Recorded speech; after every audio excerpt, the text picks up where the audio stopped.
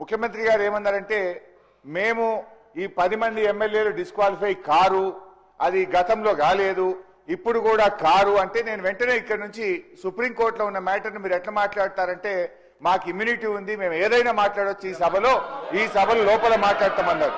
అయితే I'm quoting అధ్యక్ష, page number 1021, discussion on sub జుడిస్ matter, members cannot refer to any matter of fact on which a judicial decision is pending.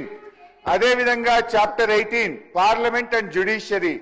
As regards the relationship between the Parliament and the Judiciary, both are under constitutional obligations not to encroach each upon others' jurisdiction.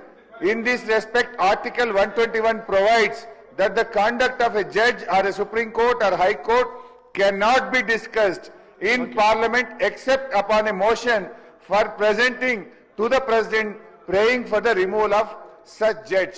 Judge గారి removal గురించి తప్ప supreme కోర్టులో గాని హైకోర్టులో pending ఉన్నటువంటి విషయాన్ని సభలో మాట్లాడకూడదు అని కౌల్ అండ్ షెక్దర్ లో చాలా స్పష్టంగా చెప్పడం జరిగింది. నేను అందువల్ల మీతో కోరుతున్నా, ముఖ్యమంత్రి గారు ఇవాళ సర్వోన్నత న్యాయస్థానం సుప్రీం కోర్టు యొక్క